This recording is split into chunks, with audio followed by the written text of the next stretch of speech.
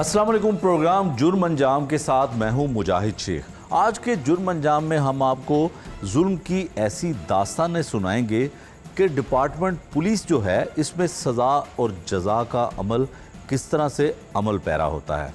जिन लोगों के साथ पुलिस वाले पुलिस एहलकार ज़्यादतियाँ करते हैं, क्या उनको इंसाफ मिल पाता है? आज के प्रोग्राम में हम आपको दिखाएंगे कि किस तरह से पुलिस डिपार्टमेंट में जिन लोगों के खिलाफ इंक्वायरियां होती हैं, यानी कि पुलिस एहलकारों के खिलाफ, उनको सज़ा क्यों नहीं मिल पाती है और कौन सी ऐसी ज़्यादतियां होती हैं जिसमें मुकम्मल तौर पर पुलिस एहलकार कसूरवार करार पाए जाते हैं। थाना शालीमार की हदूद में 9B का एक झूठा मुकदमा दर्ज होता है। इसी तरह से थाना शादरा के इलाके में एक ऐसी तफ्तीश होती है जिसमें उसका इंचार्ज इन्वेस्टिगेशन 4,35,000 रुपये की मुबैना तौर पर रिश्वत लेता है। इसके बारे में पुलिस की रिपोर्ट्स क्या कहती हैं, इंक्वायरीज़ क्या कहती हैं, ये सब कुछ आपको दिखाते हैं आज के इस प्रोग्राम में।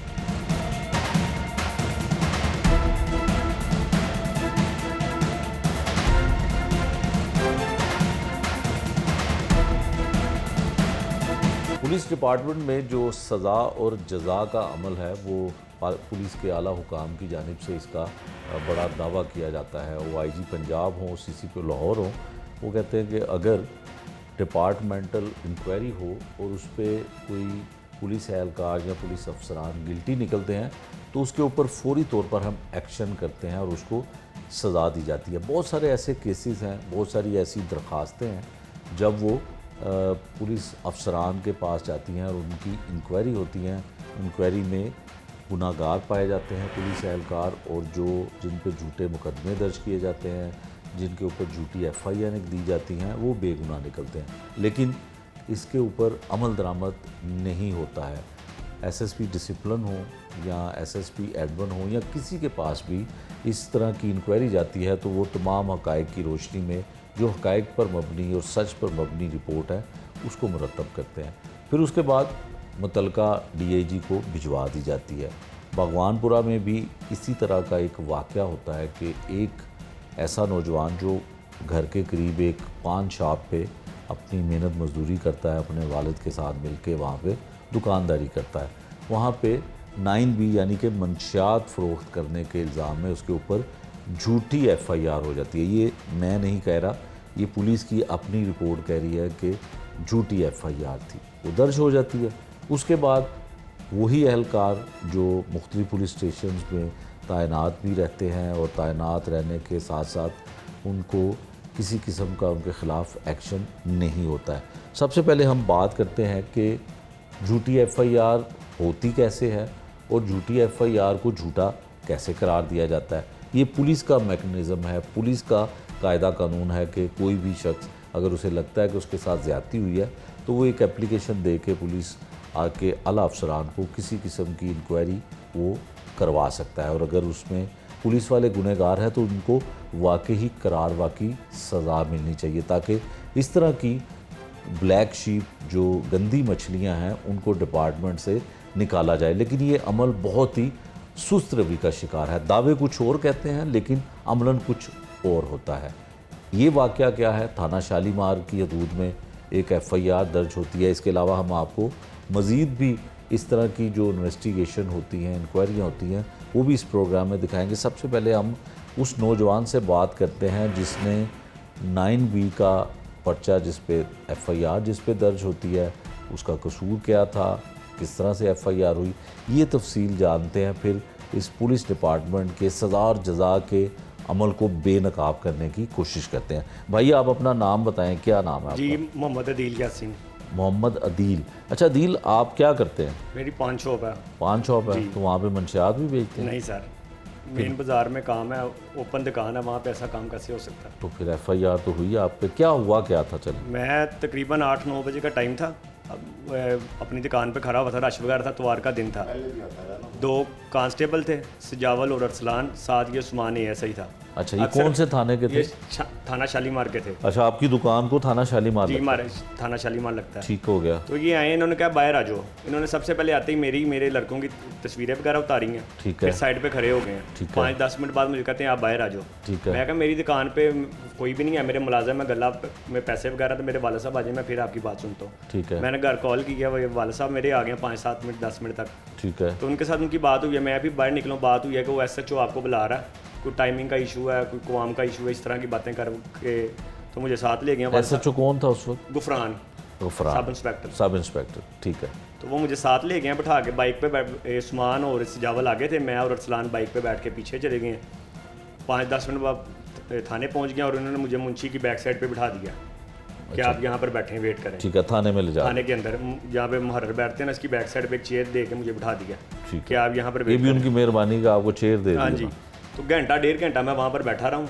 वो मैंने मुंशी साहब से कहा, मैं कहा कि क्या इशू है, मुझे क्यों यहाँ पर जायज़ बिठाया हुआ है, मेरी दुकान में छोड़ के आया हूँ, मेरा काम का टाइम है।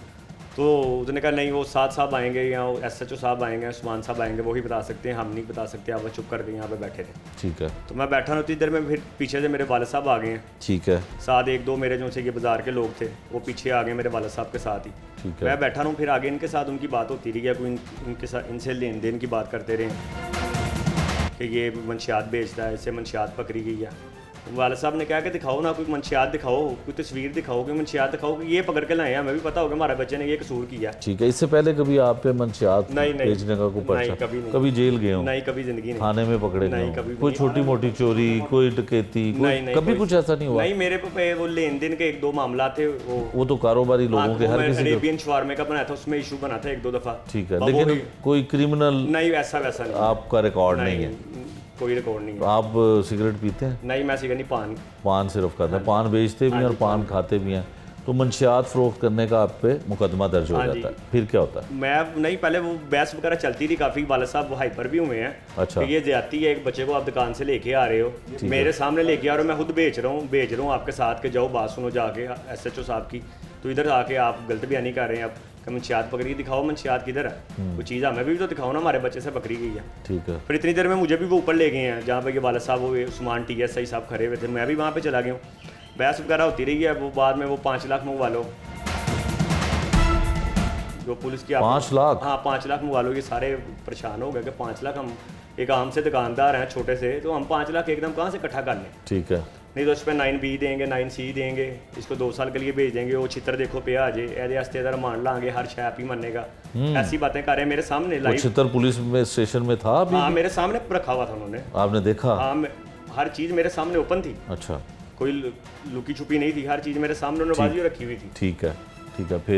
फिर ये वाला साहब से बात तो होती रही, फिर उन्होंने मुझे 10-20 मिनट ऊपर इनके साथ रखा है, फिर 10-20 मिनट बाद उन्होंने मुझे वापस नीचे भेज दिया कि इसको वापस मुंशी के पास बिठाओ। तो ये वाला साहब के साथ इनकी बातचीत होती रही है। एंड मुझे नीचे आके वाला साहब ने बताया कि 1,45,000 रुपये इन्होंने हमारे से ले लिया। 1,45,000 रुपया अच्छा। ले लिया। और तो मैं इनके साथ हाइपर हूँ, मैं कहा तुसी ने जायज़ पैसे क्यों देते हो? इन्होंने कहा कि वो सेल भाई पाना वाले ने कुछ पा के दिते ने, नाल तेरे यार सुलमान ने, तो असीं इकट्ठे करके इन्होंने दिते ने, तो कोई गल नहीं, बाहर आएगा, असीं एप्लीकेशन कोई दे के कोई रेट वगैरह करके जो भी अपना मामला था, फिलहाल तू बाहर आ, बाद की गल बाद च देखांगे। इनकी मेरी मेरे वालद साहब के साथ ऐसी गुफ्तगू हुई है। मैं इनके साथ काफ़ी हाइपर हूँ कि तुसी हराम दे पैसे ने, तुसी 1,45,000 फौरन देता, नाले तुहाडे को कित्थों आए? मैं वो फिर उन्होंने इकट्ठे 2-3 बंदों ने इकट्ठे करके उनको 1,45,000 रुपया दिया और इन्होंने कहा कि कोई गल नहीं, 9-10 तेन आके लै जाएंगे, आवारागर्दी का पर्चा देंगे। ठीक है। तो सुबह 9-10 बजे लाएंगे, बाद असी अपना जो भी करना है ना, असी अपनी एप्लीकेशन देंगे। मैं कहा चलो ठीक है, जो भी हो गया। 9-10 बजे जब ये आए हैं वो तो पता लगा मुझे, मैं भी अंदर हवालात में बंद कर दिया मुझे इनके जाने के बाद। पहली दफ़ा ज़िंदगी में हवालात नहीं, में मैं पहले भी गया हूँ। मसला कि वो ये गुटका हो, ये लेट नाइट की वजह से जब इशू पीछे बना हुआ था हुकूमत ने, टाइमिंग के लिए, टाइमिंग की इशू ये। अच्छा। तो मैं जो हवालात में बंद कर दिया इन्होंने। तो मुझे 10 बजे ये जब आए हैं लेने, नैब कोर्ट को बुलाया कि बच्चे को लेके चलो, इसकी ज़मानत करानी है। उसने बताया, हमें उस टाइम पता लगा कि इस पर 9B का मंशियात 540 ग्राम का इन्होंने पर्चा दर्ज कर दिया। और इसको आज का दिन यहाँ रहेगा, कल इसको 1.5 लाख लेने के बावजूद 1,45,000 रुपया। ठीक है। हाँ जी। तो वो इसको फिर 1,45,000 मिला वापस? नहीं, कुछ भी नहीं मिला। वो भी ले लिया वो और पर्चा भी दे पर्चा दिया? भी दे दिया। ठीक है। तो मुझे एक दिन उन्होंने वहाँ पे जेल में आपको क्या लगता है अगर 1,45,000 ना देते तो फिर शायद 9C का पर्चा हो जाता? तो वो धमका ही ऐसे रहे थे, मैं खुद बड़ा डर गया हुआ था। फिर आप बताएं। तो मैं अंदर से सुबह 10 बजे मुझे पता लगा कि मेरे पे मंशियात का पर्चा हो गया। और उन्होंने कहा कि आज का दिन आपने इधर ही रहना है, कल आपको ये जेल छोड़ के आएंगे। और फिर नैपकोट कोई से बात हुई, उन्होंने कहा कोई गल नहीं, तेन राहदारी ते जो होके एक दिन बाद तेरी जमानत होगी, तू परेशान ना हो। मैं बड़ा परेशान हो गया, मैं कहा जेल जाना पड़ना है, ये वो बंदे के माइंड में 100 बातें चलती हैं। जेल तो आपने कम से कम नहीं देखी होगी? मैंने आज तक मैं जेल के बाहर रोड से नहीं कभी गुजरा, अंदर जेल देखना तो बड़ी बात है। तो वो मैं एंड एक दिन वहाँ पे ही रहा हूँ, अगले दिन वो स्ट्राइक चल रहा था वकीलों का और जजों का। तो मुझे इन्होंने जुडिशियल करवा के मुझे जेल छोड़ आए हैं। मैं एंड वहाँ पे 33 दिन तकरीबन जेल रहा हूँ बिला वजह? बिला वजह ही। वहाँ पे अंदर भी ज़्यादतियाँ, गाली गलोच, आपको पता वहाँ पे भी कोई इंसानों का हाल नहीं। जेल तो वैसे है जैसे कब्रस्तान है।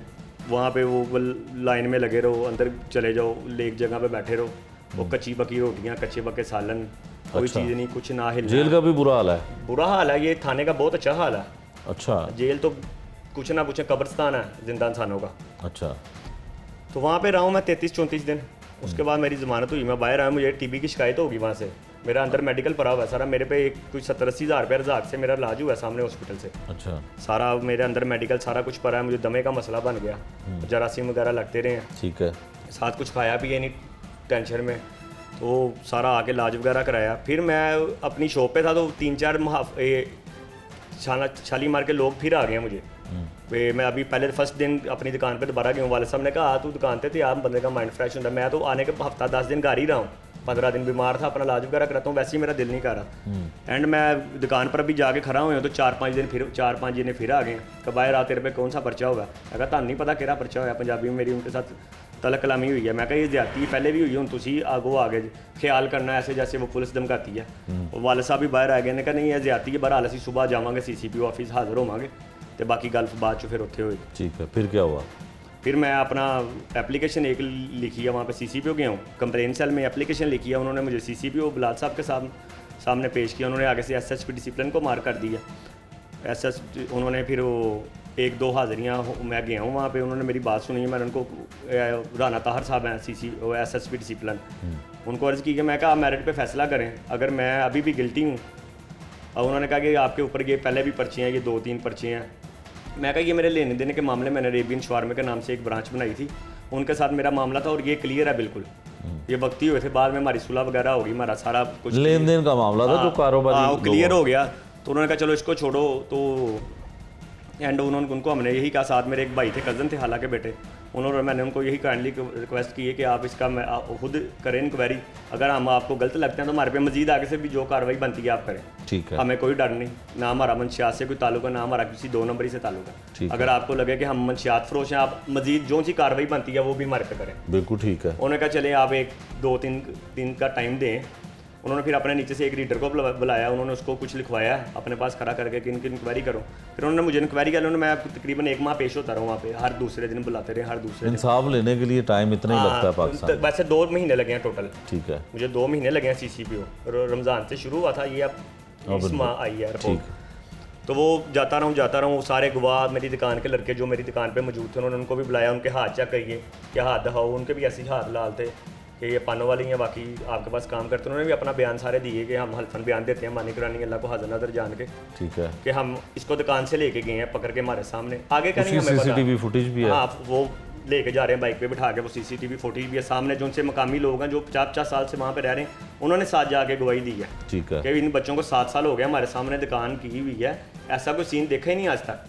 मंशियात का तो आपको पता है 1 मिनट में इतना शोर मच जाता है। हाँ बिल्कुल ऐसे ही। ये कोई ओपन काम थोड़ी है कि आप दुकान पर रख के मंशियात बेच देंगे और लोग सरेआम आके आपसे मंशियात लेंगे, कोई गैर इलाका थोड़ी है। हाँ बिल्कुल। वो आप देखें अभी दुकान पे, आपको मैं विजिट करवाता हूँ, आप खुद जाके देखें, वो एक चौंक है भरा हुआ, वहाँ पे लेडीज। अच्छा, अब इंक्वायरी भी आपके हक में हो गई कि आपके ऊपर गलत पर्चा हुआ, आप पे गलत FIR हुई, अब उनको जो सज़ा मिली है अभी तक? नहीं, उनको नहीं सज़ा मिली। मैं रिपोर्ट लेके आया था वहाँ से, टेस्टेड कॉपी अपनी, वो मैंने एप्लीकेशन एक दी थी कि टेस्टेड कॉपी दें मुझे, मैं टेस्टेड कॉपी लेके आया। उसमें उन्होंने लिखा कि ये इन्होंने अपना तमा इंसानी के लिए पर्चा दिया है, गलत पर्चा दिया है TSI उस्मान ने, और जो हालत सब इंस्पेक्टर था इसने जांच पड़ताल की है बगैर अपनी मदियत में पर्चा काटा, ये दोनों गुनाहगार हैं, इनके खिलाफ सख्त महकमाना कार्रवाई की जाए।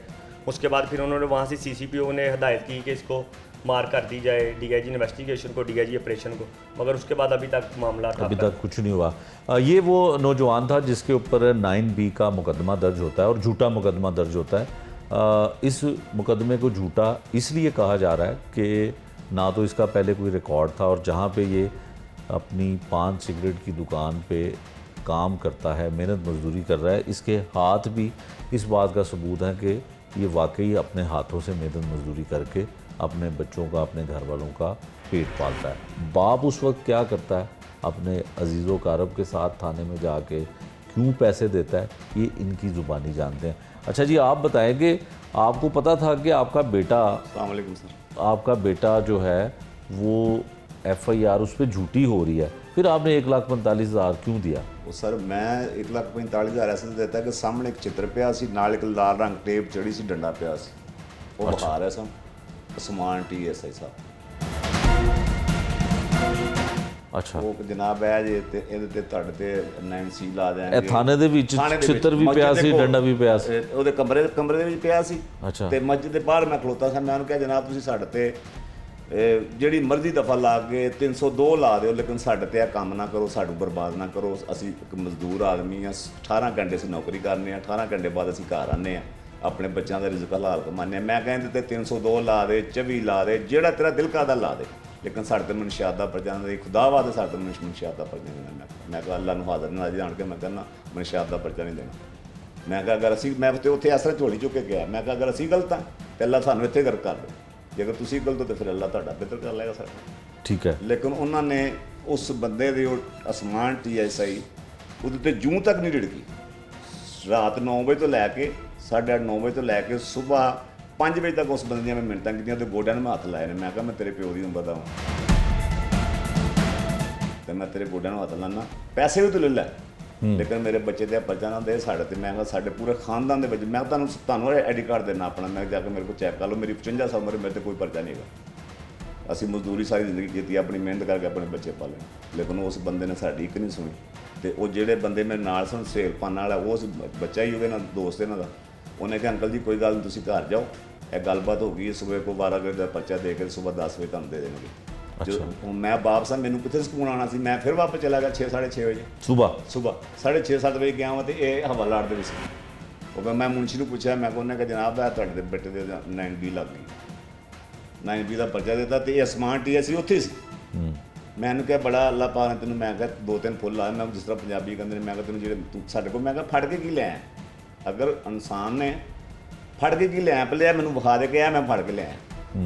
ਮੈਂ ਕਿਹਾ ਮੈਂ ਤੈਨੂੰ ਆਪ ਕਿਹਾ ਲੈ ਜਾ ਬੱਚੇ ਨੂੰ, ਮੈਂ ਖੁਦ ਕਿਹਾ ਕਿ ਐਸੇ ਤੋਂ ਸਭ ਬੁਲਾ ਰਹੇ ਨੇ, ਉਹ ਟਾਈਮਿੰਗ ਟੂਮ ਦਾ ਤੁਸੀਂ ਕੁਆਂ ਵੇਚਦੇ ਇਹ ਉਹ। ਲੇਕਿਨ ਪਹਿਲੀ ਗੱਲ ਐਸੀ ਕਿ ਅੱਜ ਤੋਂ ਕੋਈ ਮਹੀਨਾ 2 ਮਹੀਨੇ ਪਹਿਲੇ ਇਹਨੇ ਇਸੇ ਅਸਮਾਨ ਨੇ ਇਹਦੇ ਕੋਲ 15,000 ਰੁਪਇਆ ਮੰਗਿਆ ਸੀ ਮਹੀਨੇ ਦਾ, ਕਿ ਅਗਰ ਕਮਾ ਅੱਛਾ, ਅਗਰ ਤੁਸੀਂ ਕੁਆਂ ਵੇਚਣਾ ਤੇ ਤੁਸੀਂ 15,000 ਰੁਪਇਆ ਮਹੀਨੇ ਦੋ। ਇਸ ਬੱਚੇ ਕੋਲ ਮੇਰੇ ਕੋਲ ਮੰਗਿਆ, ਇਹਨੇ ਮੈਨੂੰ ਕਿਹਾ, ਫਿਰ ਮੈਂ ਕਿਹਾ ਯਾਰ ਉਹਦੇ ਪਾਨ ਦੇ ਵਿੱਚ ਇਸਤੇਮਾਲ ਹੁੰਦਾ ਨਾ ਕੰਮ। ਇਸਤੇਮਾਲ ਹੁੰਦਾ। ਠੀਕ ਹੈ।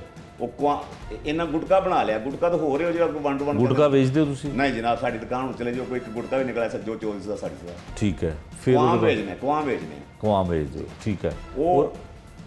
ਉਹਨੇ ਲੇਕਿਨ ਨਹੀਂ, ਉਹਨੇ ਕੋਈ ਸਾਡੀ ਗੱਲ ਨਹੀਂ, ਉਹਨੇ ਜਨਾਬ ਨੂੰ ਕੋਈ ਗੱਲ ਨਾ ਮੰਨੀ ਨਾ ਸੁਣੀ। अच्छा, वो ਜਿਹੜਾ ਉਸ ਕਿਰਦ ਦੇ ਉੱਤੇ ਜਾ ਕੇ ਉਹਨੇ ਕਿਹਾ ਠੀਕ ਹੈ, ਫਿਰ ਮੈਂ ਤੁਹਾਨੂੰ ਦੱਸਾਂਗਾ। ਇਹਦੇ ਨਾਲ ਉਹਦੀ ਜਿਹੜੀ ਚੱਲਦੀ ਰਹੀ तसल चल। अच्छा, ये बताना ये चाह रहे हैं कि इन्होंने 1,45,000 रुपया इसलिए दिया कि वैसे तो हम अब क्योंकि पुलिस स्टेशन को अपग्रेड कर चुके हैं, सिप्स के सिस्टम के तहत बना चुके हैं, लेकिन ज़ाहिर है लोगों को, पुलिस एहलकारों को ना तो IG साहब और ना CCPO साहब और ना ही हुकूमत पंजाब इनको अपग्रेड कर सकी है। सिस्टम तो वही है, बिल्डिंग्स को हमने ज़रूर अपग्रेड किया है, लेकिन 3rd डिग्री जो तशद्दुद के लिए इस्तेमाल होने वाली चीज़ें हैं वो है टेप में लिपटा हुआ डंडा और वहाँ पे पड़ा हुआ, जिसको पंजाबी में चित्र कहते हैं, वो इन्होंने देखा और इनको दिखाया कि वो थाने में पड़ा हुआ है। और एक बाप यकीनन कि इस तरह के जो 3rd डिग्री पुलिस का जो एक रवायती अंदाज़ है, स्टाइल है, तरीक़ाकार है कि वो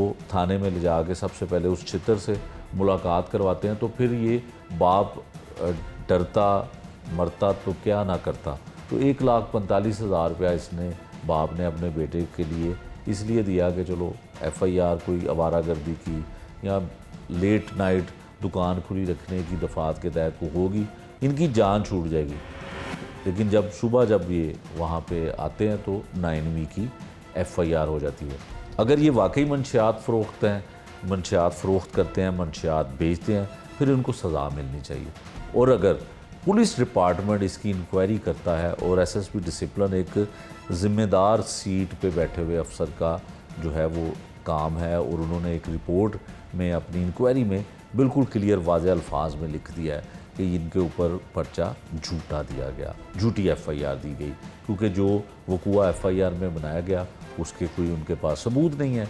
CCTV फुटेज में देखा जाता है कि ये नौजवान को वहाँ से सवार मोटरसाइकिल पे सवार करके तो पुलिस स्टेशन ले जाया जाता है, कोई मंशियात उस वक्त इससे बरामद नहीं होती है, तो इस पे इंक्वायरी होती है। तो अगर इसके बावजूद भी पुलिस डिपार्टमेंट उन अहलकारों के ख़िलाफ़ एक्शन नहीं लेता, तो फिर ये कोई भी तालाब में गंदी मछली रहेगी तो वो सारे तालाब को गंदा करेगी, पूरे डिपार्टमेंट को गंदा करेगी, और कर भी रही है। और इसके ज़िम्मेदार फिर वो अफसरान होंगे जो इस चीज़ को ठीक करने के, दुरुस्त करने के दावे भी करते हैं, वादे भी करते हैं, लेकिन करते कुछ नहीं है। अच्छा यासिन साहब, पुलिस स्टेशन तो बड़े खूबसूरत बन गए ने, बिल्डिंगां भी अच्छियां बन गई ने, ਤੁਹਾਨੂੰ ਉਹਦੇ 'ਚ ਚਿੱਤਰ ਨਜ਼ਰ ਆ ਗਿਆ। ਬਹੁਤ ਅੱਛੀਆਂ ਬਣ ਗਈਆਂ ਨੇ, ਜਿਹੜੇ ਹਾਈ ਲੈਵਲ ਦੇ ਅਫਸਰ ਨੇ ਉਹ ਬਹੁਤ ਅੱਛੇ ਨੇ, ਲੇਕਿਨ ਥੱਲੇ ਮਾਸ਼ਾਅੱਲਾ ਅੱਲਾ ਹੀ ਹਾਫਿਜ਼। ਅੱਲਾ ਹੀ ਹਾਫਿਜ਼ ਅੱਲਾ ਹੀ ਕੀ ਵਜ੍ਹਾ ਹੈ ਕਿ ਅੱਲਾ ਹਾਫਿਜ਼ क्यों है? वो ਕਿਉਂਕਿ ਕੋਈ ਕਿਸੇ ਨੇ ਸੁਣਨੀ ਨਹੀਂ, ਜਿੰਨੇ ਫੜ ਲਿਆ ਉਹਨੇ ਸੁਣਨੀ ਨਹੀਂ, ਉੱਥੇ ਸਿਰਫ ਬਾਬਾ ਕਾਇਦਨ ਜ਼ਿੰਦਾਬਾਦ, ਬਾਕੀ ਕੋਈ ਚੱਕਰ ਨਹੀਂ।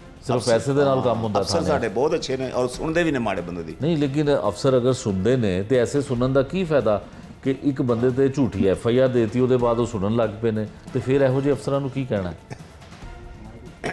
ਬਸ ਫਿਰ ਨਹੀਂ, ਤੁਸੀਂ ਦੱਸੋ ਨਾ ਕਿ ਤੁਹਾਡੇ ਬੇਟੇ ਤੇ ਝੂਠੀ FIR ਹੋਈ, ਪੁਲਿਸ ਦਾ ਰਿਕਾਰਡ ਦਾਵਾ ਜਾਂਦਾ ਜੇ ਅੱਲਾ ਨੂੰ ਫਿਰ ਅੱਛੇ ਅਫਸਰ ਕਿਵੇਂ ਹੋ ਗਏ? ਝੂਠੀ FIR ਸਾਰਾ ਮੇਰੇ ਮਹੱਲੇ 'ਚ ਜਾ ਕੇ ਪੁੱਛ ਲਓ, ਮੇਰੀ ਦੁਕਾਨ ਤੋਂ ਜਾ ਕੇ ਪੁੱਛ ਲਓ, ਇਹ ਜਿਸ ਤਰ੍ਹਾਂ ਦੀ ਦਿੱਤੀ ਇਹਨਾਂ ਉਧਰ ਸਟੈਕ ਚੱਲਦੀ ਪਈ ਸਰ, ਉਧਰ ਮੇਰੇ ਬੇਟੇ ਦੇ ਘਰ ਬੱਚਾ ਹੋਣ ਵਾਲਾ ਸੀ, ਇਹਦੇ ਘਰ ਬੇਟੇ ਦੇ ਘਰ। ਅੱਛਾ, ਠੀਕ ਹੈ।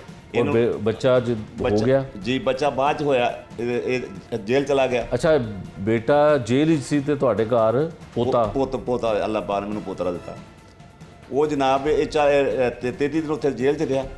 उस दौरान ये साडे को जो असीं मुलाकात करन जाइए पूछे हाँ जी की बनया, कहने यार डॉक्टर ने अगे टाइम दे दिता, डॉक्टर ने अगे टाइम दस्या नहीं कि बेटा होया, क्योंकि परेशान मैं कहा मजीद परेशान होएगा। हाँ, तो वो फिर अल्लाह पाक ने निज़ाम चलता रहा, लेकिन इन्होंने बहुत ज़्यादा की।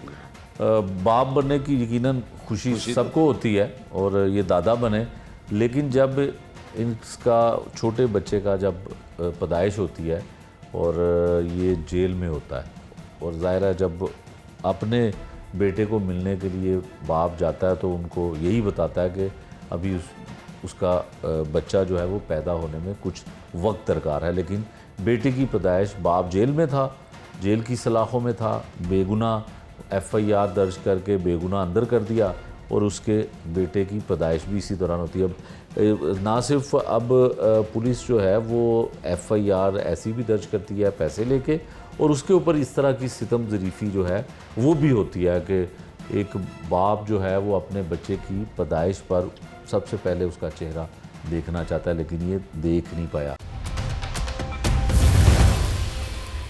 इस प्रोग्राम में हमने सारी तफसील आपको बताई कि पुलिस किस तरह से लोगों के ऊपर, बेगुनाह लोगों के ऊपर झूठे मुकदमात दर्ज करती है और उनको जेल भिजवा देती है। जब ऐसे मामलात की इंक्वायरी की जाती है तो पता ये चलता है कि किसी न किसी गर्ज़ की खातिर, किसी न किसी लालच की खातिर पुलिस 9C हो या 9B हो, इस तरह के भी झूठे मुकदमात लोगों पे दर्ज कर देती है। अब एक वाक़या छोटा सा आपको उसका बयानिया उस केस का बता देता हूँ कि थाना शादरा के इलाके में, जिसके इंचार्ज इन्वेस्टिगेशन शादरा राना उमर दराज हैं, उनके पास एक केस आता है, यकीनन उसका एक IO भी होता है। उस केस में जो है एक FIR होती है, और उसके FIR होने के बाद एक क्रॉस वर्शन जो है वो भी दर्ज कर लिया जाता है। लेकिन पुलिस किसी को इंसाफ फराहम करना चाहे तो वो भी उसके लिए बड़ा मुश्किल होता है, क्योंकि उसके लिए पुलिस को कोई ना कोई मकसद चाहिए होता है। मकसद क्या होता है? उसमें पैसा है, रिश्वत है। ये केस एक सामने आया जिसमें राना उमर दराज के ऊपर और उसके आईओ के ऊपर मुबैना तौर पर 4,35,000 रुपये रिश्वत लेने का इल्ज़ाम है। ये अभी इंक्वायरी में चीज़ मुकम्मल तौर पर साबित होगी, जिसकी मुख्तलिफ प्लेटफार्म पे इंक्वायरी भी हो रही है। लेकिन जो इल्ज़ाम दरख्वास्त गुजार की जानिब से लगाया गया, जो मुबैना तौर पर एक अभी इल्ज़ाम ही है, इसमें सच क्या है, इसमें झूठ क्या है, ये इंक्वायरी रिपोर्ट आने के बाद ही मालूम होगा। लेकिन इसकी इंक्वायरी भी एसएसपी डिसिप्लिन राना मोहम्मद ताहिर जो हैं वो कर रहे हैं। एक दरख्वास्त गुजार हमें मिले यहाँ पे, इनसे हमने पूछा कि क्या वाक़या हुआ, आपका केस क्या था और किस तरह से लाखों रुपए की रकम जो है वो एक मुकदमे के मुद्दई जो क्रॉस वर्शन करवाने में कामयाब हो जाता है उससे ली गई। उससे हम जानने की कोशिश करते हैं कि क्या वाकई इसने पैसे दिए या सिर्फ अपना काम ना होने की सूरत में झूठा इल्ज़ाम जो है वो एक पुलिस ऑफिसर पर लगा रहा है। अच्छा भाई, अपना नाम दसो और दसो क्या दे पैसे तुसी दिते उमर दराज नूं और 4,35,000 रुपया ਤੇ ਕੋਈ 302 ਦਾ ਕੇਸ ਹੋਵੇ ਤੇ ਉਹਦੇ 'ਚ ਦਿੱਤਾ ਜਾਂਦਾ ਹੈ। ਗੱਲ ਹੈ ਵੇ ਸਰ, ਅਸੀਂ ਜਦੋਂ ਲੜਾਈ ਹੁੰਦੀ ਏ, ਅਸੀਂ ਲੜਾਈ ਤੋਂ ਬਾਅਦ ਇੱਕ ਦਰਖਾਸਤ ਦਿੱਤੀ ਥਾਣੇ ਆਪਣਾ ਚੌਂਕੀ ਸਕੀਆਂ। ਠੀਕ ਹੈ। ਚੌਂਕੀ ਸਕੀਆਂ ਦਰਖਾਸਤ ਦਿੱਤੀ, ਉਹਨਾਂ ਨੇ ਕਿਹਾ ਜੀ ਅੱਛਾ ਤੁਹਾਡਾ ਕਰ ਰਹੇ ਆ। ਬੂਟਾ ਸਬ ਇੰਸਪੈਕਟਰ ਲੱਗਾ ਸੀ ਉੱਥੇ। ਠੀਕ ਹੈ। ਉਹਨੇ ਕਿਹਾ ਜੀ ਤੁਹਾਡਾ ਮੈਡੀਕਲ ਨਹੀਂ ਹੈਗਾ, ਤੁਸੀਂ ਆਪਣਾ ਮੈਡੀਕਲ ਲੈ ਕੇ ਆਓ।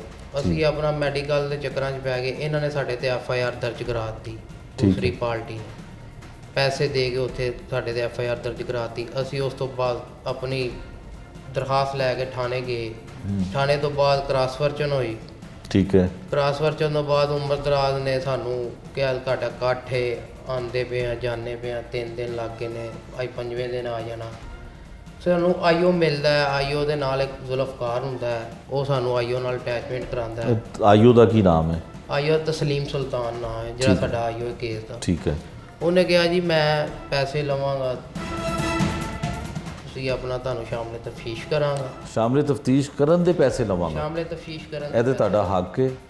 ਉਹਨੇ ਕਿਹਾ ਨਾ ਪੈਸੇ ਦਿਓ ਤੇ ਫੇਰ ਕੰਮ ਹੋਣਾ, ਨਹੀਂ ਤੇ ਨਹੀਂ ਹੋਣਾ। ਠੀਕ ਹੈ। ਅਸੀਂ ਕਿਹਾ ਚਲੋ ਸਾਨੂੰ ਟਾਈਮ ਦਿਓ। ਅਸੀਂ ਘਰ ਚਲੇ ਗਏ। ਅਸੀਂ ਘਰੋਂ ਕਰਾ ਕਰਕੇ ਸਵੇਰੇ ਉਹਨੇ ਪੈਸੇ ਮੰਗੇ, ਉਹਨੂੰ ਲੱਖ ਰੁਪਇਆ ਹੀ ਸ਼ਾਮਲੇ ਤਫਤੀਸ਼ ਹੋਣ ਦਾ। ਸ਼ਾਮਲੇ ਤਫਤੀਸ਼ ਹੋਣ ਦਾ ਥੱਲੇ ਗੱਡੀ ਦੇ ਵਿੱਚ ਬਹਿ ਕੇ ਆਪਣਾ ਇਹਨੇ ਸਾਡੇ ਕੋਲੇ ਪੈਸੇ।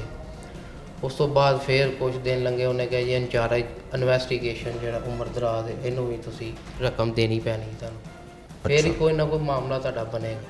ਠੀਕ ਹੈ। ਅਸੀਂ ਕਿਹਾ ਜੀ ਹੁਣੇ ਕਿੰਨੇ ਲਏਗਾ? ਉਹਨਾਂ ਕਹੇ ਜੀ 5 ਲੱਖ ਰੁਪਈਆ ਲਏਗਾ, ਤੁਹਾਡੇ ਨਾਲ ਇਨਸਾਫ ਹੋਏਗਾ, ਤੁਹਾਡੇ ਨਾਲ ਇੰਜ ਹੋਏਗਾ, ਤੁਹਾਡੇ ਨਾਲ ਸਰਾਸਰ ਜ਼ਿਆਦਤੀ ਹੋਈ ਹੈ। 5 ਲੱਖ ਰੁਪਇਆ ਤੁਸੀਂ ਮੈਨੂੰ ਦਿਓ, ਤੁਹਾਡਾ ਕੰਮ ਹੋ ਜਾਏਗਾ। ਸੀਗਾ 5 ਲੱਖ ਰੁਪਈਆ ਕਹਿੰਦਾ ਤੇ ਸਾਨੂੰ ਫਾਇਰ ਵੀ ਵੱਜਾ ਹੈ ਸਾਡੇ ਲੜਕੇ ਨੂੰ, ਅਸੀਂ 5 ਲੱਖ ਤੁਹਾਨੂੰ ਕਿੱਥੋਂ ਦਈਏ? ਉਹਨਾਂ ਕਹਿੰਦਾ ਨਹੀਂ ਜੀ ਇੰਚਾਰਜ ਸਾਹਿਬ ਨੂੰ ਦੇਣੀ ਪੈਣੀ ਫੀਸ, ਨਹੀਂ ਤੇ ਦੂਜੀ ਪਾਰਟੀ ਵੀ ਤਗੜੀ ਹੈ, ਠੀਕ ਹੈ, ਦੇਣੀ ਪੈਣੀ। ਠੀਕ ਹੈ। ਅਸੀਂ ਉਹਨੂੰ ਸਰ 2 ਲੱਖ ਰੁਪਈਆ ਆਪਣਾ ਨਾਮ ਕੀ ਲਈਦਾ ਹੈ ਦੇਤਾ। ਸਾਨੂੰ ਉਹਨੇ ਸ਼ਾਮਲੇ ਤਫਤੀਸ਼ ਕੀਤਾ। ਫਿਰ ਕੁਝ ਦਿਨ ਲੰਘੇ ਨੇ। ਉਹਨੇ ਕਿਹਾ ਜੀ ਆਪਣਾ ਨਾਮ ਕੀ ਲਈਦਾ ਸਾਨੂੰ ਪੈਸੇ ਦਿਓ, ਹੋਰ ਤੁਹਾਡੀਆਂ ਬੇਲਾਂ ਨਹੀਂ ਤੇ ਕੈਂਸਲ ਹੋ ਜਾਣਗੀਆਂ। ਠੀਕ ਹੈ। ਅਸੀਂ ਕਿਹਾ ਬੇਲਾਂ ਕੈਂਸਲ ਹੋ ਜਾਣੀਆਂ, ਤੁਸੀਂ ਉਹਨਾਂ 'ਤੇ ਕੋਈ ਕਾਰਵਾਈ ਨਹੀਂ ਕਰਦੇ ਪਏ, ਉਹਨਾਂ ਨੂੰ ਤੁਸੀਂ ਗੁਨੇਗਾਰ ਸਾਰਾ ਕੀਤੀ ਜਾਂਦੇ, ਸਾਡੇ ਕੋਲ ਤੁਸੀਂ ਪੈਸੇ ਮੰਗੀ ਜਾਂਦੇ। ਅਸੀਂ ਕੀ ਕੀਤਾ? ਜ਼ੁਲਮ ਕੀਤਾ ਤੁਹਾਡੇ ਕੋਲ ਆਉਣ। ਉਹ ਸਰ ਆਪਣਾ ਫਿਰ 50,000 ਰੁਪਇਆ ਦਿੱਤਾ। ਇਹਨੇ ਆਈਓ ਨੂੰ ਬੁਲਾਇਆ। ਉਹ ਇਹਨਾਂ ਸਵੇਰੇ ਲਿਖ ਕੇ ਨਾ ਕੁਛ ਭੇਜੀ, ਖਾਲੀ ਫਾਈਲ ਹੀ ਭੇਜੀ, ਮਤਲਬ ਤਰੀਕ ਲੈ ਲਈ। ਉਹ ਸਰ 50,000 ਰੁਪਇਆ ਇਹਨੂੰ ਦਿੱਤਾ ਸਾਡਾ। ਫਿਰ ਇਹਨੇ ਕਿਹਾ ਜੀ ਆਪਣਾ ਮੈਡੀਕਲ ਚੈਲੰਜ ਕਰੋ ਜੀ, ਮੈਡੀਕਲ ਤੁਹਾਡਾ ਤੇ ਬਲੰਡ ਲਿਖੀ ਹੈ, ਤੁਹਾਡਾ ਫਾਇਰ ਇੰਜਰੀ ਨਹੀਂ ਲਿਖੀ ਜੀ, ਤੁਸੀਂ ਜਾਓ ਫਿਰ ਹਸਪਤਾਲਾਂ।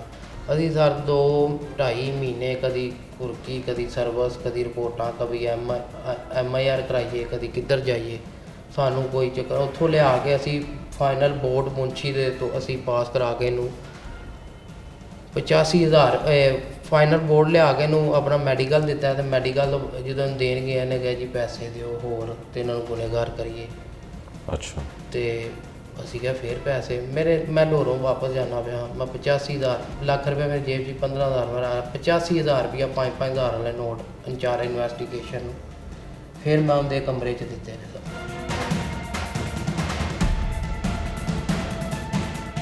ਠੀਕ ਹੈ। ਫਿਰ ਸਰ ਮੈਂ ਇੰਜ ਕਰ ਦਿਆਂਗਾ ਤੂੰ ਸੁਲ੍ਹਾ ਕਰ ਲੈ ਉਹਨਾਂ ਦੇ ਨਾਲ। ਮੈਂ ਕਿਹਾ ਸੁਲ੍ਹਾ ਸਰ ਮੈਂ ਕਿਉਂ ਕਰ, ਤੁਸੀਂ ਜਿਹੜਾ ਗੁਨੇਗਾਰ ਹੈ ਉਹਨੂੰ ਗੁਨੇਗਾਰ ਕਰੋ, ਤੁਸੀਂ ਮੈਨੂੰ ਗੁਨੇਗਾਰ ਕੀਤਾ ਉਹਨਾਂ ਨੂੰ ਗੁਨੇਗਾਰ ਕਰੋ, ਜਿਹੜੇ ਗੁਨੇਗਾਰ ਨੇ ਅਸਲ ਜਿਨ੍ਹਾਂ ਨੇ ਫਾਇਰ ਮਾਰਿਆ। ਉਹ ਨਹੀਂ ਮੈਂ ਇੰਜ ਕਰ ਦਿਆਂਗਾ ਇਹਨਾਂ ਨੂੰ, ਮੈਂ ਕਹਿ ਦਿੱਤਾ ਜ਼ਮਾਨਤਾਂ ਕਰਾਓ, ਇੰਜ ਕਰ ਦਿਓ। ਉਹ ਸਾਰਾ ਇਹ ਚੱਕਰਾਂ ਦੇ ਵਿੱਚ 85,000 ਰੁਪਈਆ ਸਾਡੇ ਕੋਲ ਹੋਰ ਟੋਟਲ ਕਿੰਨੇ ਪੈਸੇ ਲੈ ਲੈਂਦੇ ਨੇ? ਟੋਟਲ ਸਾਰੇ ਲੈ ਲੈਂਦੇ ਸਾਡੇ ਕੋਲ 4,35,000। 4,35,000। ਅੱਛਾ 4,35,000 ਲੈ ਕੇ ਤੁਹਾਡਾ ਕੰਮ ਵੀ ਨਹੀਂ ਕਰਦੇ ਸਾਡਾ ਕੰਮ ਕੋਈ ਵੀ ਕਿ ਮਤਲਬ ਮੈਰਿਟ ਤੇ ਫੈਸਲਾ ਕਰਨਾ ਸੀ ਜਾਂ ਤੁਹਾਡੇ ਨਾਲ ਕੋਈ ਫੇਵਰ ਕਰਨੀ ਸੀ? ਤਾਂ ਨਹੀਂ ਸਾਡਾ ਮੈਰਿਟ ਤੇ ਫੈਸਲਾ ਹੋਣਾ ਚਾਹੀਦਾ ਹੈ। ਮੈਰਿਟ ਤੇ ਫੈਸਲਾ ਕਰਨ ਦਾ 4,35,000 4,35,000 ਰੁਪਇਆ ਕਹਿੰਦਾ ਮੈਰਿਟ, ਕਹਿੰਦਾ ਉਹ ਫੀਸ ਬੜੀ ਮੋਟੀ ਦਿੰਦੇ ਨੇ, ਅਗਲੀ ਪਾਰਟੀ ਤਗੜੀ। ਅੱਛਾ ਉਹ ਪੈਸੇ ਜ਼ਿਆਦਾ ਦਿੰਦੇ ਨੇ ਤੇ ਤੁਸੀਂ ਵੀ ਦਿਓ। ਅੱਛਾ ਫਿਰ ਤੁਹਾਡਾ ਕੰਮ ਵੀ ਨਹੀਂ ਹੋਇਆ, ਫਿਰ ਕਿਸ ਤਰ੍ਹਾਂ ਤੁਸੀਂ ਕੀ ਕੀਤਾ ਉਹਦੇ ਬਾਅਦ? ਕਿਹਨੂੰ ਦਰਖਾਸਤ ਦਿੱਤੀ? ਤੁਹਾਨੂੰ ਕਿਸ ਤਰ੍ਹਾਂ ਕੋਈ? ਅਸੀਂ ਪਹਿਲਾਂ CCP ਲਾਹੌਰ ਸਾਹਿਬ ਨੂੰ ਦਰਖਾਸਤ ਦਿੱਤੀ, ਠੀਕ ਹੈ। ਫਿਰ ਅਸੀਂ SSP ਡਿਸਪਲਿਨ ਸਾਹਿਬ ਨੂੰ AIG ਆਫਿਸ ਦਿੱਤੀ ਦਰਖਾਸਤ, ਠੀਕ ਹੈ। AIG ਡਿਸਪਲਿਨ ਨੂੰ ਦਿੱਤੀ, ਫਿਰ SSP ਡਿਸਪਲਿਨ ਕੋਲ ਆ ਗਈ, SSP ਡਿਸਪਲਿਨ ਕੋ ਆ ਗਈ, ਠੀਕ ਹੈ। ਇੰਜ ਐਂਟੀ ਕਰਪਸ਼ਨ 'ਚ ਵੀ ਦਿੱਤੀ। ਫਿਰ ਮੇਰੀ ਇਨਕੁਆਇਰੀ DIG ਸਾਹਿਬ ਨੇ ਲਾਈ, SP ਇਨਵੈਸਟੀਗੇਸ਼ਨ ਸਿਟੀ, ਠੀਕ ਹੈ। ਉਹਨਾਂ ਨੇ ਵੇਖ ਕੇ ਕਿਹਾ ਜੀ ਨਹੀਂ ਇਹ ਮਤਲਬ ਕਿ ਸਹੀ ਹੋ ਰਹੀ ਹੈ। ਤੁਹਾਨੂੰ ਇਨਸਾਫ ਮਿਲ ਰਿਹਾ? ਅਗਰ ਤੁਹਾਡੇ ਕੋਲੋਂ 4,35,000 ਰੁਪਏ ਲਿਆ, ਚਲੋ ਤਫਤੀਸ਼ ਦਾ ਤੇ ਤੁਹਾਨੂੰ ਇਨਸਾਫ ਨਹੀਂ ਮਿਲਿਆ, ਤੇ 4,35,000 ਰੁਪਏ ਜਿਹੜੀ ਰਿਸ਼ਵਤ ਦੀ ਮਦ ਦੇ ਵਿੱਚ ਲਿਆ ਉਹਦਾ 35,000 ਨਹੀਂ ਨਾ ਮਿਲਿਆ। ਉਹ ਕਹਿੰਦਾ 35,000 ਰੁਪਈਆ। ਮੇਰੇ ਕੋਲ ਵਾਇਸ ਰਿਕਾਰਡਿੰਗਾਂ ਵੀ ਨੇ, ਜਿਹਨੇ ਨਾਲ ਮੇਰੇ ਨਾਲ ਗਿਆ ਉਹ ਕਹਿ ਵੀ ਰਿਹਾ ਆਪਣੀ ਮਾਨਤ ਵਾਪਸ ਲੈ ਲਓ ਉਮਰਦਰਾਜ਼ ਨੂੰ। ਠੀਕ ਹੈ। ਉਮਰਦਰਾਜ਼ ਉਹਦਾ ਫੋਨ ਨਹੀਂ ਚੁੱਕਣ ਡਿਆ ਜਾਂ ਉਹਦਾ ਉਮਰਦਰਾਜ਼ ਫੋਨ ਨਹੀਂ ਚੁੱਕਣ ਡਿਆ। ਵਾਇਸ ਰਿਕਾਰਡਿੰਗ ਮੇਰੇ ਉਮਰਦਰਾਜ਼ ਨਾਲ ਫਿਰ ਜਦੋਂ ਦਰਖਾਸਤ ਦਿੱਤੀ ਤਾਂ ਉਮਰਦਰਾਜ਼ ਨੇ ਰਾਬਤਾ ਨਹੀਂ ਕੀਤਾ? ਉਮਰਦਰਾਜ਼ ਨੇ ਰਾਬਤਾ ਕੀਤਾ, ਉਹ ਕਹਿੰਦਾ ਮੇਰੇ ਕੋਲ ਮੇਰੇ ਪੈਸੇ ਵਾਪਸ ਲੈ ਲਾ, ਮੈਨੂੰ ਮਾਫੀ ਦੇ ਦੇ। ਅੱਛਾ ਉਹਨੇ ਫਿਰ ਮਾਫੀ ਦੇ ਦਿਓ, ਮੈਨੂੰ ਮਾਫੀ ਦੇ ਦਿਓ। ਮੈਂ ਕਿਹਾ ਸਾਡੇ ਨਾਲ ਕਿਹੜਾ ਇਨਸਾਫ ਕੀਤਾ, ਸਾਡੇ ਪੈਸੇ ਸਾਡੇ ਜਿਹੜੇ ਬਣਦੇ ਨੇ ਸਾਨੂੰ ਪੈਸੇ ਵਾਪਸ ਦੇ ਦੇ, ਮਿਹਰਬਾਨੀ ਤੇਰੀ। ਠੀਕ ਹੈ। ਉਹ ਕਹਿੰਦਾ ਨਹੀਂ ਮੈਂ ਤੁਹਾਨੂੰ ਪੈਸੇ ਵਾਪਸ ਦੇ ਦੇਣਾ ਵਾ, ਤੂੰ ਮੇਰੇ ਕੋਲ ਆ ਘਰ, ਮੈਂ 10 ਵਜੇ ਤੂੰ ਮੇਰੇ ਕੋਲ ਪੈਸੇ ਲੈ ਲਾ। ਅੱਛਾ ਪੈਸੇ ਦੇਣ ਨੂੰ ਤਿਆਰ ਹੋ ਗਿਆ। ਅੱਛਾ ਇਨਕੁਆਇਰੀ ਜਿਹੜੀ ਹੈ ਉਹ ਕਿੱਥੇ ਤੱਕ ਪਹੁੰਚੀ ਹੈ? ਕੋਈ ਪੁਲਿਸ ਲੱਗ ਰਿਹਾ ਕਿ ਇਹਨੂੰ ਕਸੂਰਵਾਰ ਲਿਖੇਗੀ ਅਗਰ ਵਾਕਈ ਤੁਹਾਡੇ ਕੋਲ ਨੇ ਸਰ ਦਰਖਾਸਤ ਕਰਨੇ ਆ, ਸਾਡੇ ਨਾਲ ਹੱਕ ਹੋਣਾ ਚਾਹੀਦਾ, ਮੈਰਿਟ ਤੇ ਫੈਸਲਾ ਹੋਣਾ ਚਾਹੀਦਾ। ਉਹ ਜਿਹੜੇ ਵੀ ਅਫਸਰ ਕੋ ਹੋਵੇ, ਅਸੀਂ SSP ਸਾਹਿਬਾਂ ਕੋ ਵੀ ਪੇਸ਼ ਹੋਏ ਸਾਂ, ਉਹਨਾਂ ਨੇ ਸਾਡੀ ਤਬਦੀਲੀ ਤਫਸੀਲ ਦੀ ਦਰਖਾਸਤ ਦਿੱਤੀ, ਉਹਨਾਂ ਸਾਡੀ ਹੁਣ ਗੁੱਜਰਪੁਰੇ ਇਨਵੈਸਟੀਗੇਸ਼ਨ DSP ਨੂੰ ਲਾਈ। ਠੀਕ ਹੈ। इंशाल्लाह यकीन बड़ा है कि सानू इंसाफ मिलेगा। अच्छा जी ये केस कुछ इस तरह से है कि एक लड़ाई झगड़े की वारदात या लड़ाई झगड़े का मुकदमा दर्ज होता है, तो ये मुकदमे का मुद्दई है जो 324 की दफ़ात के तहत क्रॉस वर्शन हो जाता है, और इंचार्ज इन्वेस्टिगेशन जो राना उमर दराज है वो इनको इंसाफ देने का, इनकी मदद करने का मेरिट पे, मतलब पुलिस तो वैसे हमेशा इंसाफ ही करती है, किसी के साथ ज़्यादती नहीं करती है, लेकिन इंसाफ करने का जो है वो 4,35,000 रुपये उससे रकम जो है वो वसूल कर लेती है, और उसमें IO भी शामिल है, उसमें इंचार्ज इन्वेस्टिगेशन भी शामिल है। उसके बाद ये मुख्तलिफ़ फोरम्स पर दरख्वास्तें दे देते हैं, और दरख्वास्तें देने के बाद यकीनन उसकी इंक्वायरी होती है, और फिर उमर दराज जो है, जो इंचार्ज इन्वेस्टिगेशन है, वो ये कहता है कि अपनी रकम वापस ले लो और मामला ख़त्म कर दो, कि उसके ख़िलाफ़ कोई सीनियर ऑफिसर जो है वो उसके ख़िलाफ़ कोई इंक्वायरी ना लिख दे। लाहौर च बिस्त कर देता तुसी पूरे लाहौर च। अच्छा कि अंदर लाहौर च बिस्त करता है। वो ये भी कहता है कि उसको ज़िल्लत उठाना पड़ी, यकीनन जब इस तरह से बात फैलती है, सीनियर ऑफिसर को दरख्वास्तें वसूल होती हैं, तो इस तरह का जो फ़र्स्ट शनास पुलिस ऑफिसर होगा तो उसको उसकी इज़्ज़त पे दाग तो लगेगा ही, लेकिन अभी तक कोई हतमी तौर पर फ़ैसला नहीं हुआ है। उमर दराज साहब, अगर आपके पास इसका कोई मौक़िफ़ या अपना कोई आप मौक़िफ़ देना चाहते हैं तो आप मुझसे ज़रूर रब्ता करें। वैसे मैंने उमर दराज साहब से ख़ुद रब्ता किया और उनको कहा कि ये मुकदमे का मुद्दई आपके ऊपर इतने संगीन इल्ज़ाम लगाता है, आप कैमरे के सामने आके इसका जवाब दें, ये झूठा है, ये गलत है, ये आप पे झूठे इल्ज़ाम लगा रहा है, इस पे झूठे इल्ज़ाम अगर ये आपके ऊपर लगा रहा है तो आप इसका जवाब दें। लेकिन उन्होंने ये कहा कि ये जो है अच्छे लोग नहीं हैं, इनका मैं जवाब नहीं देना चाहता, मैं अपनी सफाई जो है वो इंक्वायरी रिपोर्ट जब तैयार होगी या जो इंक्वायरी होगी उसमें अपने आप को जो है वो बेगुनाह साबित करूँगा। लेकिन उन्होंने टीवी पे या कैमरे पे आके बात करने से इनकार किया। ये मैंने उनसे मौक़िफ़ लेने के लिए बारहा राब्ता किया। यकीनन ये अभी एक इल्ज़ाम है, जब ये इंक्वायरी मुकम्मल होगी, सीनियर ऑफिसर्स की जानिब से रिपोर्ट तैयार होगी, तो उसमें फिर राना उमर दराज और उसका जो आईओ है उस वक्त तस्नीम, उसके बारे में फिर पता चलेगा कि क्या इन्होंने वाकई इस नौजवान से 4,35,000 रुपया जो है वो मुबैना तौर पर जो हम कहते हैं कि रिश्वत में लिया है, ये फिर साबित होगा। ये एक दूसरा केस था जो अभी डिसिप्लिन के डिपार्टमेंट में, पुलिस डिसिप्लिन के डिपार्टमेंट में ज़ेरे समात है, इंक्वायरी हो रही है। यकीनन इसकी इंक्वायरी भी हम उम्मीद करते हैं जल्द हो जाएगी और इस पर फ़ैसला भी हकीकी बुनियाद को मद्देनज़र रखते हुए किया जाएगा। बिस्मिल्लाहिर्रहमानिर्रहीम। जिस तरह आपने मनशियात के या फ़ेक केसेस के रजिस्टर करने के हवाले से बात की है, हमारा पुलिस में एक इंटरनल अकाउंटेबिलिटी ब्रांच बनी हुई है जो कि inspector general of police Punjab ने बनाई हुई है। उसके हमारे एडिशनल आईजी रैंक के एक ऑफिसर हेड हैं और तमाम ज़िला में हमारी रेंजेस में इनके ऑफिसर्स मुतय्यन हैं। मैं भी उसी तरह लाहौर में एसएसपी आईएबी हूँ और मैं डायरेक्ट सीसीपी साहब लाहौर के मेरे वो ऑफिसर हैं, मेरे बॉस हैं, और इसके तरह फिर मेरे एडिशनल आईजी आईएबी और फिर इंस्पेक्टर जनरल। हमारा ये काम है कि पूरे पंजाब में आईएबी वाले पुलिस के हवाले से किसी भी किस्म की हाई हैंडेडनेस के हवाले से या पुलिस ऑफिशल्स के ख़िलाफ़ आने वाली दरख्वास्तों को या केसेस को उनकी इंक्वायरी करना और मेरिट के ऊपर उसके फ़ैसले करने। यहाँ लाहौर में थोड़ा सा मेरा रोल इससे डिफरेंट भी है कि एक तो पुलिस के हवाले से इंक्वायरीज़ जो मुझे इंस्पेक्टर जनरल की तरफ से या एडिशनल आईजी आईएबी की तरफ से या सीसीपीओ साहब की तरफ से आ जाएँ, उनकी भी इंक्वायरीज़ करना मेरा और मेरी टीम का काम है।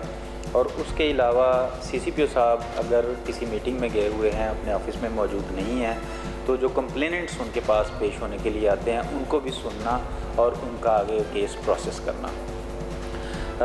इस हमारी ब्रांच का वाज़े मकसद जिस तरह नाम से भी क्लियर है कि हमारा अकाउंटेबिलिटी काम है कि किसी किस्म की ज़्यादती पुलिस किसी के साथ ना कर सके। तो उस हवाले से हम इसको रैपिडली कंक्लूड करते हैं। जिस तरह बड़ा एक मशहूर है कि जस्टिस डिलेड जस्टिस डिनाइड। तो अगर आप महीने लटका देंगे किसी इंक्वायरी को या किसी केस को, तो फिर उस बंदे को इंसाफ तो ना मिला। हमारी कोशिश ये होती है कि हम हफ्ते के अंदर अंदर केसेस को डिस्पोज ऑफ करें और मेरिट के ऊपर उनका फ़ैसला करें। ये हमारा काम। देखें, हम अगर 2 माह की बात की जाए तो इसमें तकरीबन हमारे पास ये तीनों जो चैनल्स मैंने आपको बताए हैं 4 बन जाते हैं। एक तो 1787 के ज़रिए एक इंस्पेक्टर जनरल ख़ुद भेज दें, एडिशनल आईजी आईएबी भेज दें या सीसीपीओ साहब भेज दें। तो उस हवाले से कुछ 550 के करीब मेरे पास इंक्वायरीज़ आई हैं अभी तक, और उसमें से हमने मेरे ख़्याल में कोई 350 तक के फ़ैसले कर दिए हैं और बाकी इस वक्त हमारा जो प्रोसेस है उसमें चल रही हैं। जहाँ तक आप बात कर रहे हैं कि उनमें से कितनी अगेंस्ट है, तो हमारे दौर में थोड़ी सी जिसको कहते हैं कि हमने सख्ती अल्हम्दुलिल्लाह की हुई है। हम कह सकते हैं कि अराउंड 10% जो है वो पुलिस वालों के ख़िलाफ़ हुई हैं अभी तक इंक्वायरीज़, जिसमें ये हमने साबित हुआ कि पुलिस वालों ने हाई हैंडेडनेस की थी या कहीं जो SOPs थी उनको ठीक तरह से फॉलो नहीं किया गया था। तो इस हवाले से हमारी जो इंक्वायरी है वो समझ सकते हैं कि थोड़ी सी स्ट्रिक्ट। देखें, वो अदील नाम के बंदे का ये शालीमार का केस है और वो हमारी जो इंक्वायरी उसमें यही चीज़ सामने आई कि वो बेसिकली ये पान से रिलेटेड जो पत्तियां हैं, अक़वाम वगैरह या इस तरह की चीज़ें बेचता था और पुलिस वालों ने उसके साथ ज़्यादती की और रिपोर्टेडली जो चीज़ हमारे सामने भी आई कि वो उससे कोई मंथली वगैरह लेना चाह रहे थे या पैसे हींटना चाह रहे थे, समझने सॉर्ट ऑफ एक्सटॉर्शन करना चाह रहे थे। और जब उसने नहीं इनके साथ बात की तो इन्होंने 9B का उसके ऊपर केस डाल दिया। जो कि हमने उनके ख़िलाफ़ लिख दिया है। जहाँ तक आप ये कह रहे हैं कि इसका आगे डिस्पोज़ल क्या होता है, इसके आगे कंक्लूड कैसे किया जाता है, चूँकि मैं काम कर रहा हूँ CCPO साहब के बिहाफ पे और एडिशनल IG IAB के बिहाफ पे, तो ऐसा नहीं है कि वो हम लिखेंगे तो वो उसको रद्दी की टोकरी में फेंक दिया जाएगा या माइनर पनिशमेंट्स दे दी जाएंगी। तमाम ऑफिसर्स इस ऑफिस से की गई इंक्वायरीज़ को बड़ा सीरियसली लेते हैं और जिस हद तक किसी का नेचर ऑफ ऑफेंस है या कमीशन ऑफ ऑफेंस है तो उस हवाले से उसको अकॉर्डिंगली सज़ाएँ दी जाती हैं। अगर किसी के ऊपर डिसिप्लिनरी प्रोसीडिंग्स बनती हैं तो वो की जाती हैं, अगर लीगल प्रोसीडिंग्स बनती हैं तो वो भी की जाती हैं। और एक तो उसका मैंने आपको गुजारिश कर दूं कि बड़ा क्लियर पैटर्न है।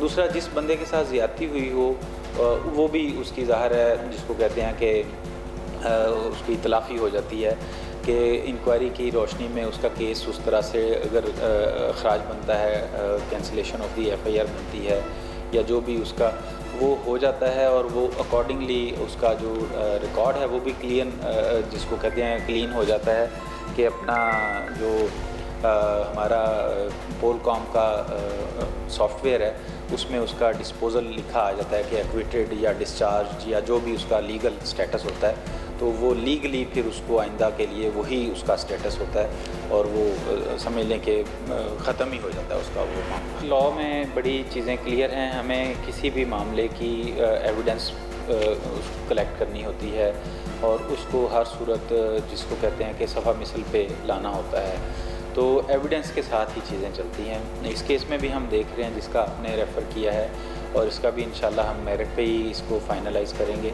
साथ साथ मैं आपको यही बताता चलूँ कि आज की डेट में भी हमने एक 9C का केस जो था वो भी फ़ेक था, थाना सब्ज़ार से मुतल्लक था और उसके ख़िलाफ़ लिख दिया है।